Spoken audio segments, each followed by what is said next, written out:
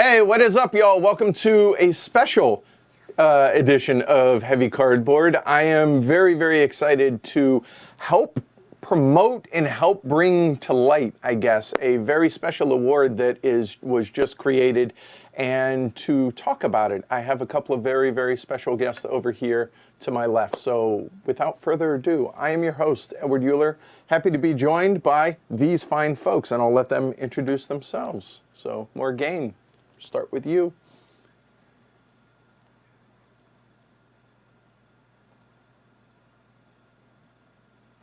Should be working now. So let's try that again, shall we? So welcome, everybody watching live around the world as well as after the fact. I am your host, Edward Euler. Happy to be joined by a couple of very special guests to talk about a very special award that has just come into life, if you will. And instead of me talking about it, that's why we have them. So we'll start off with Morgane, our guests up here. Go for it.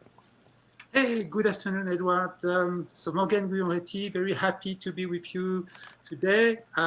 So my name is Morgane. I'm the designer of Pendragon, Volume 8 of the comic series with GMT Games, and currently designing Hubris, Twilight of the Hellenistic World. And apart from this, I'm a manager in the red industry. So very happy today to be here to chat about this very exciting project. All right, and Volko? Yeah, hi all. I'm Volko Ruhnke. Thanks, Edward, for having us on today. I'm a retired U.S. Fed, avid board gamer, especially of games about historical topics, and also a board game designer. All right. So, Zenobia Award. It basically is come to life as of today, I would say, correct? We're live today. Yep. Absolutely. So what is it? Where did it come from? How did it come to be? Tell folks. So, I'll start. I think it came from conversations that several of us were having among ourselves in the historical and wargaming part of the hobby, of our frustration at how slow the hobby was changing in terms of the nature and breadth of participation, and that was a hindrance to the hobby, to what we had available to play, and just asking ourselves, since in my case, the one conversation I had was with my friend, also a designer, Harold Buchanan, this spring. We don't run game companies. We don't employ anybody. We're just freelance designers. What can we do to accelerate a greater reach for participation in the hobby and a greater breadth of perspectives in the designs themselves? And the Zenobia Award is the answer to that question for us. So Zenobia, Palmyrian princess or a queen? Sorry, a queen. Right? How did you guys? How did you decide to center it around Zenobia? And now you're touching an area of Morgane's particular expertise, so I'm per se. But yes, a warrior queen, a figure of classical history. So to me, connotes history and the study of history, and somebody who is not the typical protagonist, not a European white male. Yeah, no, it's.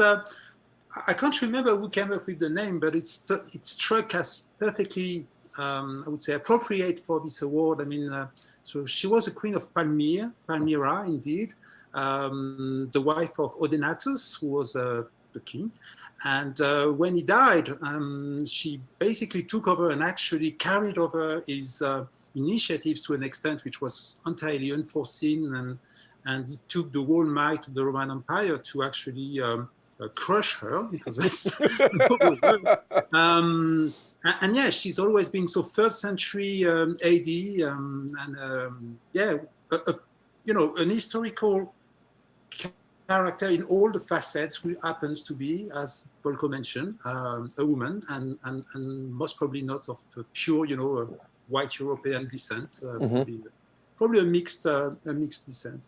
And So when I was getting ready for this, I actually went onto Wikipedia because I've heard of Zenobia, but I didn't know who she was. And there's a couple lines in here that really kind of grabbed me. It says, Zenobia was a cultured monarch and fostered an intellectual environment in her court, which was open to scholars and philosophers. She was tolerant towards her subjects and protected religious minorities. The queen maintained a stable administration, which governed a multicultural, multi-ethnic empire.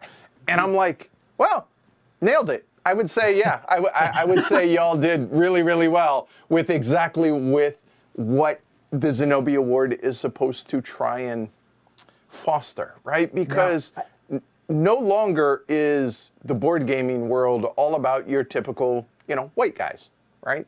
And it should be all inclusive. It should be regardless of anything. And I think that it's amazing that we now have an award that is going to be that's going to foster that and promote that as well.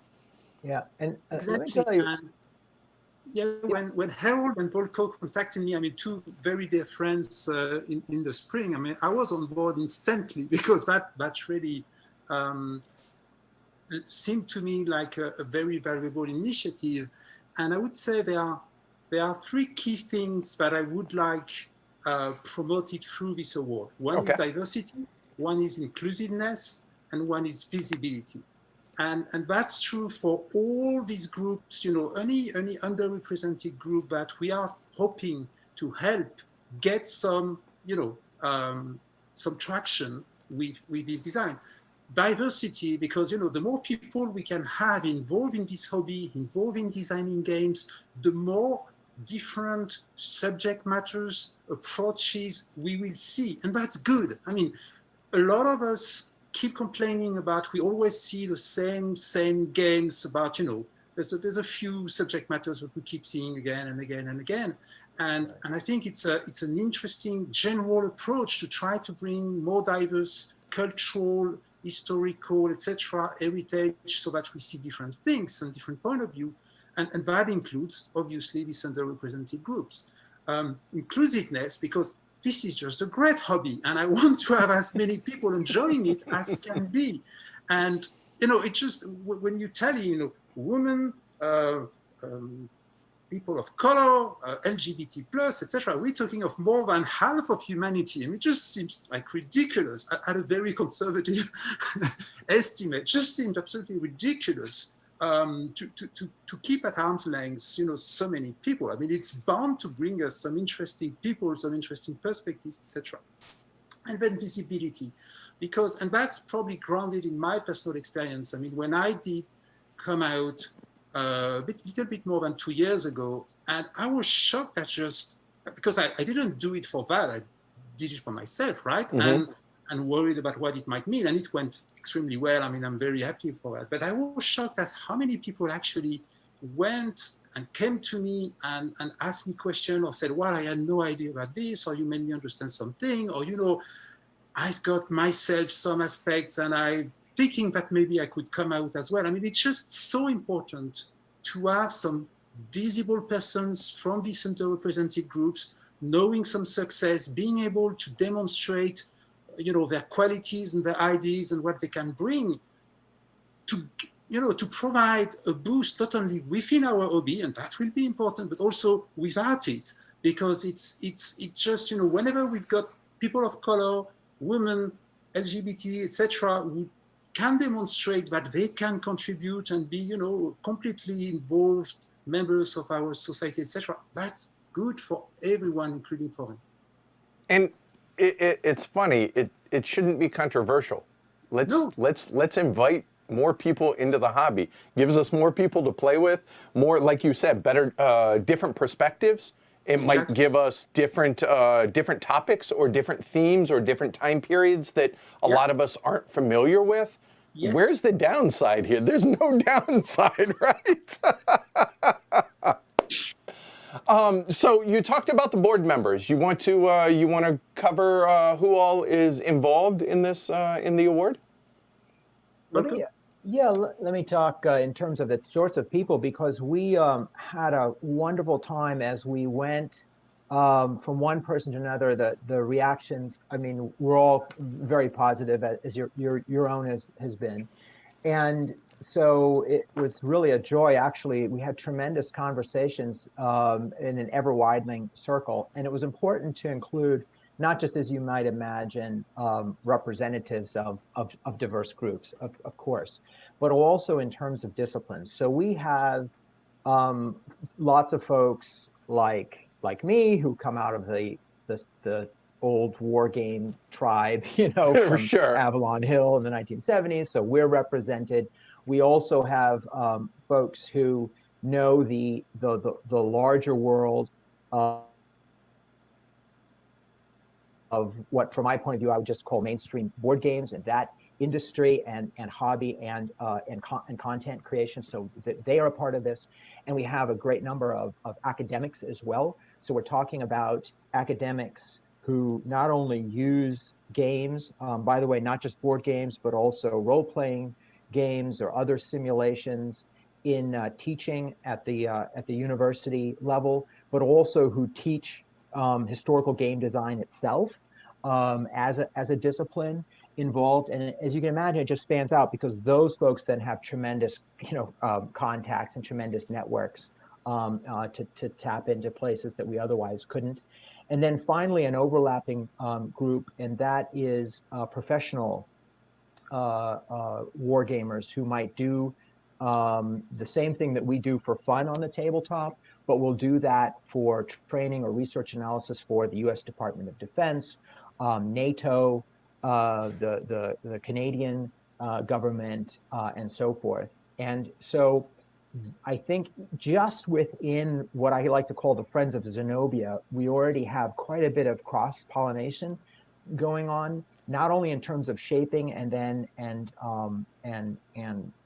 running this award and providing mentors to contestants and filling out diverse, truly diverse judges panels, which is absolutely critical, but also in we hope overcoming what we suspected from the beginning would be one of our biggest challenges.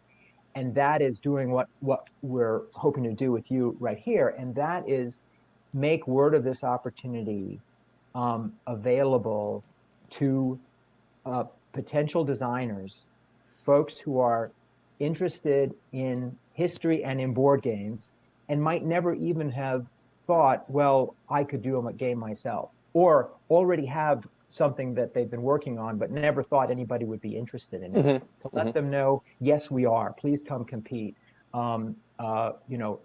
Trust us, because there's going to be an element of trust to this for contestants. And come, let us take you through the process and compete, because we want to see what you've got.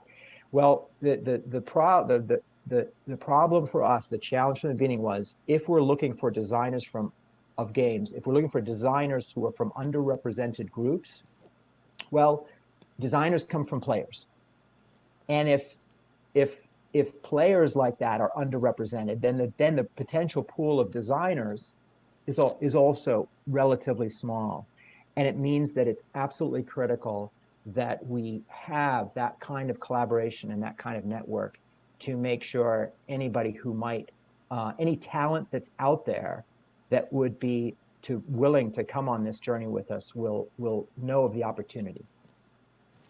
That's amazing. So how does the process come about? How do people go through this process or take the first steps? Well, the first step is to go to our website, zenobiaaward.org. And it's linked down in the description as well, y'all, okay? And there you'll find all the information about how this will work, including a complete set of rules and so forth. And most importantly, there's a tab to apply, and we have a relatively brief application form, and fill out that application, and we go from there. All right. And time frame, like how is this award going to come out? What kind of time frame are we looking at, since it was just kind of launched today? So we envision a fairly extended process, and that's because, in my experience anyway, unless you're like Mozart or something, designing great games is a time-consuming and laborious process. No doubt. So we're ready for that. And that is to say, we are looking for serious effort. And so we envision an 11-month process. And on the website, there's a schedule for this that subject to change. By the way, jump back. This is an experiment for all of us. None of us have done anything exactly like this. So, Sure. we're going to see how it goes. And so it might be that we find out, this, we need to change this a little bit here or there in terms of the schedule. But we do have a proposed schedule that will arrive in October of next calendar year with, here are the winners and prizes awarded, and making pitches to companies to publish those games. So we have quite a process laid out that will not only take contestants through the experience of designing and getting feedback on and developing a game and then pitching it to a publisher. So we're going to do all of that, but we're also going to provide for those who wanted assistance in terms of mentorship, pairing contestants with mentors who will be sounding boards. Of course, the contestants have to do the work, but so that nobody will go through this alone. There's going to be a lot of content, and we've got a great suite of volunteers on tap to do that. After the application is accepted, we're going to ask for concept proposals, which is essentially an idea pitch. Here's the game I want to do. Here's what it will say about history. Here's what it will be based on. That kind of thing. And we're going to ask contestants to let us share that around. All right. That is to say, contestants will throughout retain, of course, full exclusive rights to their own design work, right? Nobody's going to be entered into any relationship with any publisher that they don't themselves, Sure. want. Right. You're right. But a condition of entry is that your pitch, which is to say what you would be giving to interest publishers in your idea, that concept proposal, maybe in written form, maybe in video form, and so forth, that we're allowed to share that. We can share that with publishers, for example. So we are partnered with 13 great board game publishers that are standing by to receive these ideas. And to the degree that they want, they will then have the ability to look at these ideas, and maybe somebody says, hey, I like this idea, I like this designer, maybe somebody, a company, and I'd like to work with them. That could be separate from Zenobia. We're not standing in the way. In fact, we're hoping to be, in effect, matchmakers. So a jumping off point almost, right? Yeah, well, so one of the things we're hoping to provide is access. So one thing that, I don't, as I said, I don't publish any games, but I know a lot of people who do. Sure. So, right. And so the idea is to provide that access to our contestants, and also to share that information with all of you, because I tend to find these kinds of things fun and interesting. That is to say, contests and competition and how things are going. So we will have the opportunity to hear about and follow, we hope, these contestants as that project develops and as that prototype gets done, or if it's already in existence and it gets refined and so forth, until we get to a deadline, at which point prototypes will have to be submitted by the contestants to the award panels, and we will have judges panels assembled, and we have specific criteria, and those submissions will be evaluated, and we'll decide on a set of finalists. Another chance for them to refine their prototype, and a final judging and winners announced with the $4,000 award going to the winner, 2 runner-ups getting cash awards as well. And then for those 3, at a minimum, the offer to have us help them and be with them as they pitch to selected publishers that we think would be a good match, with our endorsement, of course, as these are Zenobia Award winners. So we think you should have a serious look at this design. That's awesome. So I know you said, obviously, this is an experiment. Nobody involved has done anything like this, but provided that it goes well, I assume that this is going to be a recurring award. So we scheduled it over 11 months Mm-hmm. for that reason, because that allows us rather neatly, it gives us 1 month then to reset, Mm-hmm. uh, take our lessons learned from the first time through and launch a second running with the same calendar the following year. So we'd launch again November 2021, if it's warranted. Sure, sure. Well, I don't see a downside here. I mean, go ahead, Morgane. Yeah, the thing is, I wanted to sort of build upon what Volko was saying about mentoring and providing our contacts. I mean, this is where it's not entirely new. I mean, obviously, Volko being Volko probably gets, I don't know, Volko, a couple every day, I guess, pitches or contact by people. I get a few from time to time, and so does Harold and a couple of us who are already in the industry. Very recently, Volko and I were involved in a different but similar industry contest for game design, much smaller, much more compact, great fun, and I can tell you, I mean, we know people who know us and for some reason trust us, and when we tell them, you know what, we really like this project and we think it has legs, and this was only a 72-hour design context. I mean, we're talking about 11 months. I mean, these will be much more mature and developed projects. I mean, I don't want to sound, too arrogant, but I do think that this will carry weight, especially since it won't be just Volko, myself, and Harold, but as we mentioned, a broad panel of people from different, academia and other things. So it's just, I see it as a manner of, there is already this way. I mean, today, I mean, if someone contacts me with an interesting idea, I'm going to answer. I'm going to provide feedback. I'm going to tell them, you know what, I think this has some, potential. This, maybe you would want to work on this or whatever. And if I like it, I'm going to talk to Volko or Jason or Gene or whoever people I know. This is the same thing, but in a much more formal way, with a broader scope, broader reach, and reaching to people who might not have dared or thought of contacting us in the first place. And this is what we want to stress. It's like, guys, if you've got, guys, in the most Sure, right, yeah. if you've got an idea, please tell us about it, because there might be something there, and it could be we can help.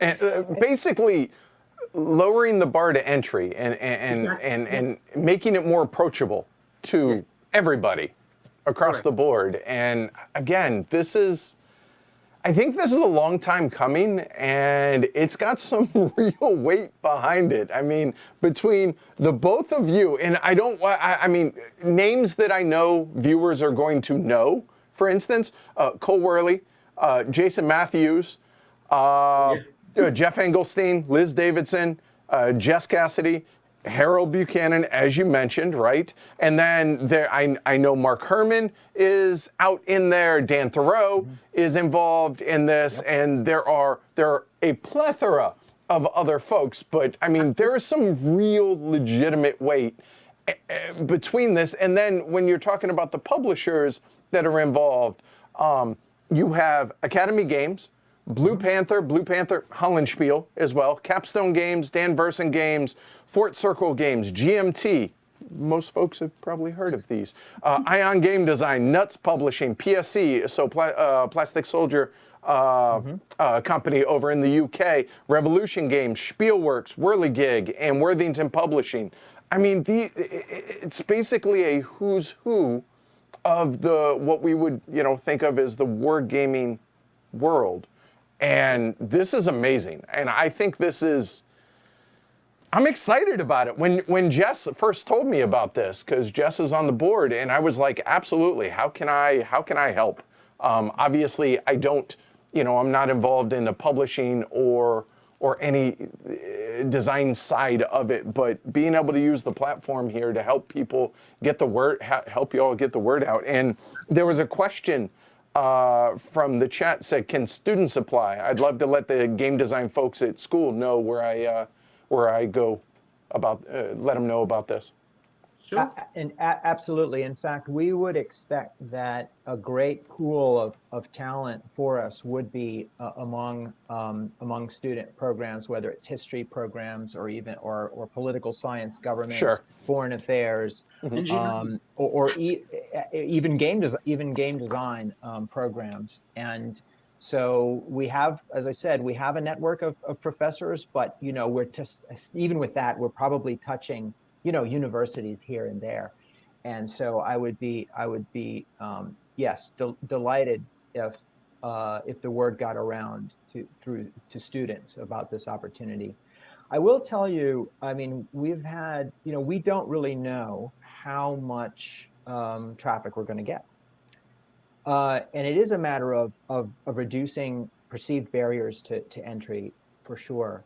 But I will say, I was concerned. I think about myself. I'm a published designer. I've been through the process many times. I have just successful games out there. If I were to take a prototype of my own that was not ready for prime time, and I'm like, okay, here, I'll give it over to a group of strangers. You guys judge it by some criteria in a competition.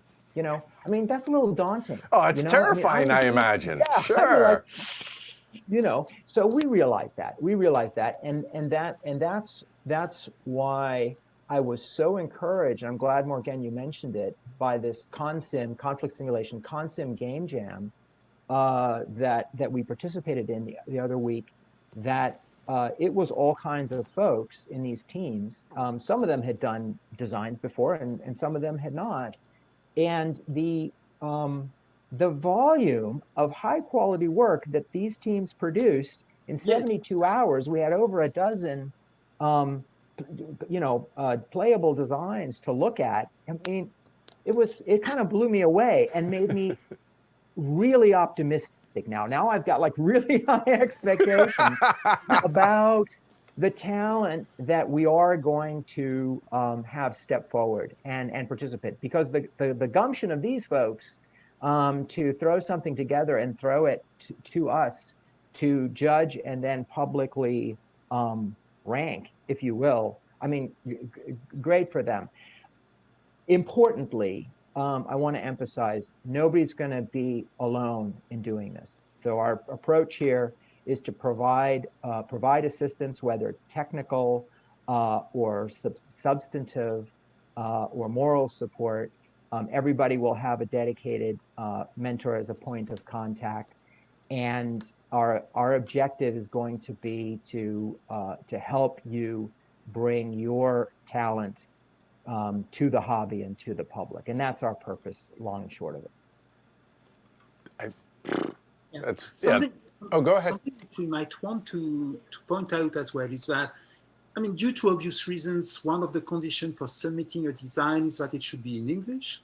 But we would definitely love to see concepts coming from all over the world. And that's possible with the kind of format we have. I mean, this ConSim jam, ConSim game jam that we had people from Europe, we had people from North America. And I'm hoping to see an even broader reach to this, because that's also how we will get, new subjects, new perspectives, new sensitivities to our hobby. And I want to, some of the people who were involved in this ConSim game jam are actually also trying to impulse some aspects on the European side, which I welcome, being from Europe myself. And okay, it will have to be in English, but it doesn't have to be only in English if people are ready to do that. But of course, in order to be comparable and to, I mean, let's be honest, have the wider possible market reach, it will have to include an English version. But by all means, I mean, anyone from anywhere on this planet who has an interesting story that they believe they can tell us, through a ConSim, a conflict simulation game, please come and let us know. Yeah, and that raises an important consideration as well, and that is, what are the criteria to win? This is a competition. This is going to be a contest, and it's going to involve effort on the part of the contestants over a period of time. And we are leaving a lot of time. So we're not asking you to, drop your day job and Sure. do this, right? I mean, it's going to be, months and months of time if you don't already have a playable prototype to get to playable prototype, months of time to refine and so forth. So, we have, it's not a 72-hour thing, and it's not, we're not expecting that you do this for your living, right? None of us do either. So it's going to be, there's going to be some serious news. I think it's going to be a blast myself, but there will be some seriousness to the endeavor. And the criteria that we're going to judge on are important, that contestants know ahead of time. So we've put them there on the website in the rules. And I'd like to say something about what they are and what they're not. Please, so what the criterion, the main criterion are going to be historicity, originality, and play and gameplay. And when we say historicity, what we mean there is we do want these games, they're for fun, but the fun that historical simulation games are in part delivering is time travel, right? It's time tourism. It's going to transport you somewhere. And just like most board games are about something, right, as opposed to being abstract, right? They're taking you somewhere. They're maybe immersing you in some world. And here we're talking about taking you somewhere that really existed, to be or interact with people who actually lived, right? It's about human history. That means that we are going to do our homework on our side when we judge it to look at, well, what were the sources? How well does this comport with other historiography? Of course, history is perspective, and that's a reason why this whole effort is so important to giving us a better, broader opportunity for time travel through board games, right? But it needs to be based in something, right? It needs to have some merit in a historiographical sense. So then originality, that's going to be, it could be mechanics, it could be the concept itself. It certainly would include things like the setting, So if you're going to do a historical board game on a topic that has been done in many, many other games, you're not ruled out, but then it better be original in some other way, right? Right. And then finally, gameplay, we are going to give ourselves the time to have judges, not necessarily all judges on the panel. We don't think that's good. We're going to be able to do that, but multiple judges, diverse set of judges, actually play your prototype. It needs to, in the end, be a playable prototype, and it's got to be fun to play. It's got to be engaging. It's got to have replay play, all those things you would expect of a board game, a commercial board game. So those are the main criteria. And notice what's not in there. Beautiful, stunning artwork, lovely composition, good English. We have to be able to understand the idea. We have to. It needs to be a playable prototype so that our judges, most of whom are, mainly English speakers. Okay, most of whom have to be able to understand it and play it. That's just a necessity. But it doesn't have to be polished, right? This is not the finished product. This is the playable prototype that provides to potentially a publisher everything they need to do to assess it commercially for its commercial prospect, that when they put their own professional artists on it, for example, right, they can already give a sense of what it's going to be like as a game. So this is not a beauty contest in that sense. It's a historical game design contest. I think that's an important distinction to make, so that, we all, you being designers and myself being media, we've all played some pretty early prototypes of games that are hand-drawn or Excel spreadsheet-esque, and that's not what this is about, right? And yeah, don't be afraid of that. I think that's a really, really good point. That, look, if the game's good and everything that you just said and all that's solid, then absolutely, please focus on those things. So that's awesome. And Jess said something to me earlier today that I think was really poignant, that we're living through history right now, and being able to have this award at this point in time in history I think it matters. And these things, this type of representation and this type of helping out the underserved and the less, the minority, there's no downside to this. And it's just, it's a wonderful, wonderful thing. And I'm really, really glad that y'all have done this. I'm really glad that you have. Well, So. I mean, not to get heavy with you, but this is heavy cardboard, right? Sure, So sure. I know, you know, and games, we play them to have fun. They are fun, but it doesn't mean that they're frivolous. Game and game design, it's a form of communication. Mm-hmm. And so many games are so powerful in not just telling us stories, but taking us places and forming our views. It's like documentary films, books, movies, TV show. It's a medium. Mm-hmm. And in my view, a very powerful medium for having a look into anything that's complex, that involves lots of different interactions that form a larger system, which is, of course, what human history is, right?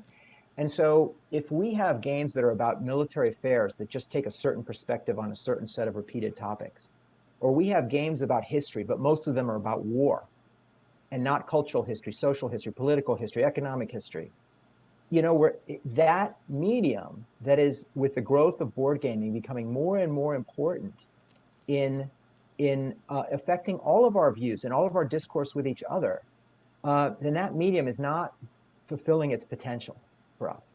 That's what's so frustrating, you know, to me as a historical board game player, is that I see the potential, the great troughs in human history that are not untouched by board games, and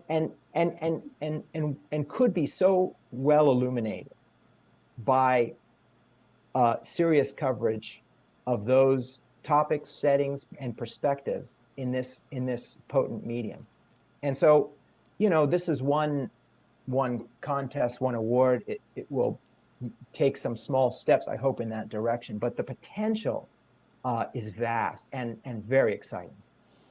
And one of the reasons I play these games is to learn about history, learn about things that I don't know, and get me interested in learning about, either being a stepping off point to learning about these things, whether it's reading books, watching movies, investigating, however it is, and vice versa. History gets me interested in these historical simulations, and I think it works both ways, and I can't be alone in that. I think this is exciting to learn about. I like to think that, you know, we're all learning all the time, you know, in some way. We're all, you know, professional students. We go through our lives learning about things, and I think war games, historical simulations, if you will, I think do an excellent job of whetting appetites to learn more about the history of us. I have seen it happen, certainly to myself and others, time after time, and I think I see it just about every day. I get stories like that. And it's kind of like, I mean, apocryphally, right, Henry Ford supposedly saying, well, if I'd asked my customers what they wanted, they would have said a faster horse, right? I probably never said it, but, you know, the point is, we don't really know what's interesting to us until we see it, Yep. right? You know, why are we interested in games about certain topics? Because those are the games we've enjoyed in the past, Mm-hmm. right? And so we need fresh talent to bring us to fresh topics to find out how fascinating they really are. I'm convinced it's going to happen. Yeah. Agreed. So yeah, this is really, really exciting. So yeah, anything else that you guys want to highlight before we wrap it up? I just want to confirm that. I mean, a lot of us came to war games or conflict simulation through history. I think that's a common theme. But then at the same time, a lot of us may sometimes be turned off because the representations that we see in these games might not, you know, fit.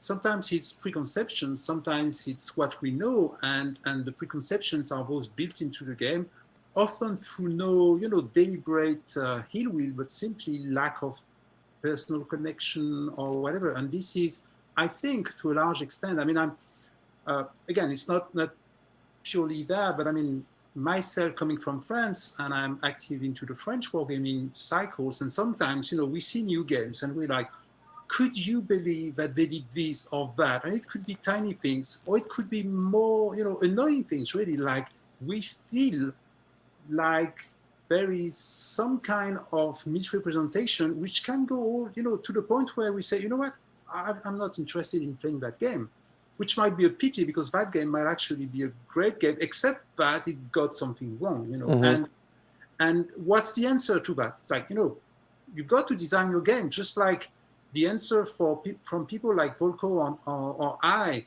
when we didn't see the games we wanted to play, we're like, you know what, we're going to design them. That's exactly the same thing. So it's by bringing this diversity that I really hope we get actually not only more diverse subjects and approaches, innovative approaches, etc., but also probably treatments of these subjects which would be better. And we will all benefit from that because, as you both said, we learn from these games. I mean, in conjunction with books and personal experience and talking with people when it's possible, etc. But we all have to gain to get, the historical models which we find in these games more accurate, more, richer, encompassing a broader perspectives, more varied points of view. And that's part of what we can hope to see through bringing more diverse people into design and more diverse people into the gaming groups. Well said. Yeah, there you go. All right. Well, everybody, if you are interested, you can find the link down below. It is ZenobiaAward.org, correct? Yeah. All right. Well, Morgane and Volko, I really, really appreciate you both taking the time to do this and for the genesis of this, even though I realize it was more than just the two of you being representatives of this. I think if there's anything that I can do along the way to help promote it and help give it a bigger voice, I am happy to do so, because I think that, like I said earlier, there's just no downside. More people to play with, more viewpoints, more perspectives. We all win in the end with that. So thank you both very, very much for doing this. And hopefully I can sit down with each of you one-on-one and do a long-form interview with each of you to find out about your own personal history as well as your designs in the whole 9 yards. So, but that's We'd love to, Edward. all right. Pleasure. Awesome. That I'm looking forward to it. So thanks everybody for watching. Definitely help spread the word for Zenobia Award. And and I'm excited to follow how this goes. So good luck. Have fun with this. And I think it's going to be a massive success. So good on you both. So awesome. Thank you, everybody. And take care. We'll see you next week. Take care, y'all. Thanks.